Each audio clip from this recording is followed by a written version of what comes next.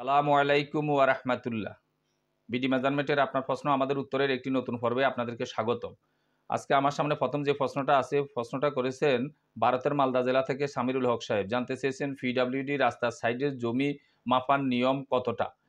অর্থাৎ পিডব্লিউডির যে রাস্তা আছে, সরকারি যে রাস্তাগুলো আছে, এগুলি মাপার নিয়ম আপনি বলছেন যে এগুলি আমার জমির পাশ দিয়ে কতটা চওড়া হয়ে গেল। এই জিনিসটা জানার জন্য আপনি নকশা বের করতে হবে। নকশাতে দেখতে হবে যে রাস্তা চিকন হোক, মোটা হোক, এই রাস্তাটা কতটা চৌড়া।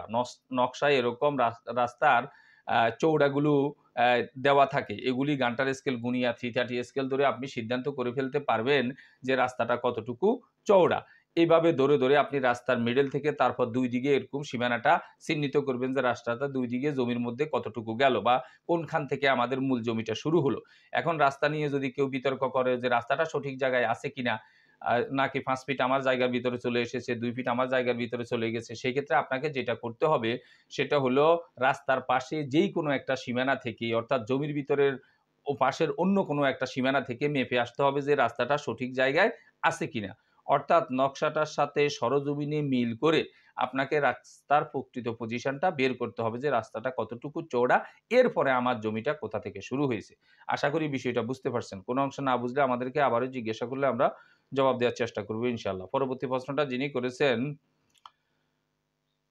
ফজলুল করিম সাহেব, জানতে চেয়েছেন ৩ নং স্তরে যদি ব্যয় না থাকে, বোন থাকে, তখন চাচা কি পাবে? অর্থাৎ আপনি এখানে যে প্রশ্নটা করেছেন সেটা হলো আমরা ফারাইজের সম্পত্তি বন্টনের যে আসাবা আছে, আসাবার যে ৩ নং স্তর দেখিয়েছি, এখানে আপনি জানতে চেয়েছেন ৩ নং স্তরে যদি ভাই নাই, কিন্তু দেখা গেছে যে বোন আছে এবং অন্য স্তরে অর্থাৎ ৪র্থ স্তরে চাচা আছে, তাহলে সম্পত্তি কি চাচা কি সম্পত্তি পাবে? হ্যাঁ, শুধু যদি আপনার বোন থাকে, ভাই নাই, তাহলে এই বোনের একটা নির্দিষ্ট অংশ আছে।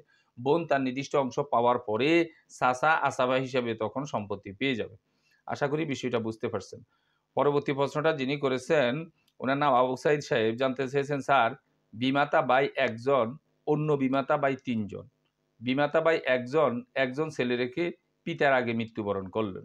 বিমাতা বাই ১ জন যে আছে তার বাবা তাকে ৩০% জমি লিখে দিয়েছেন। এই পর্যায়ে আমার জানতে চাওয়া, মুসলিম ফারাইজে বিমাতার ১ ছেলে অন্য বিমাতার ৩ ছেলের মোট সম্পত্তি কে কত অংশ পাবে? বিমাতার ১ ছেলে যে আছে সে কি তার পিতৃসম্পত্তি পাবে? জানালে উপকৃত হব।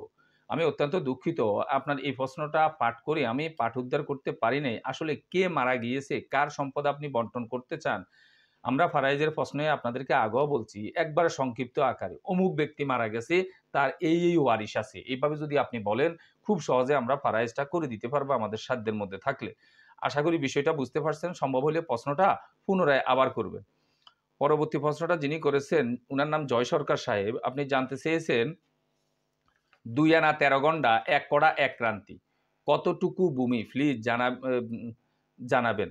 অর্থাৎ টোটাল সম্পত্তি ৪৩%। এখান থেকে ২ আনা ১৩ গন্ডা ১ কড়া ১ ক্রান্তিতে কতটুকু নেবে? এটা আপনি জানতে চেয়েছেন।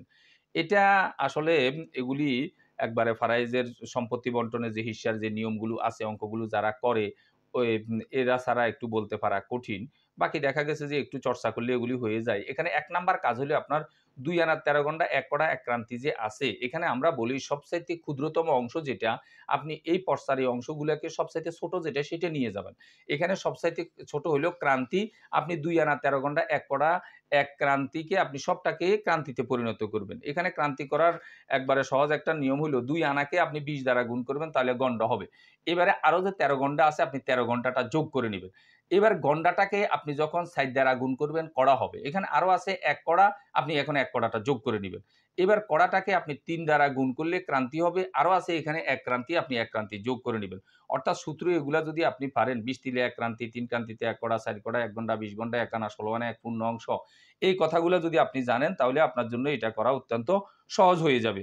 আমি এখানে আপনার জন্য করে দিছি। আমরা যখন ২ কে ২০ দ্বারা গুণ করছি তখন আমাদের ৪০। ৪০ এর সাথে ১৩ যোগ করছি তখন আমাদের হয়ে গেল ৫৩। ৫৩ কে যখন আমরা ৬০ দ্বারা গুণ করছি তখন আমাদের হইল ২১২। ২১২ র সাথে ১ যোগ করে আমরা পেলাম ২১৩। এবার ২১৩ কে যখন ৩ দ্বারা গুণ করলাম তখন ৬৩৯। আর ১ যোগ করার পরে ৬৪০।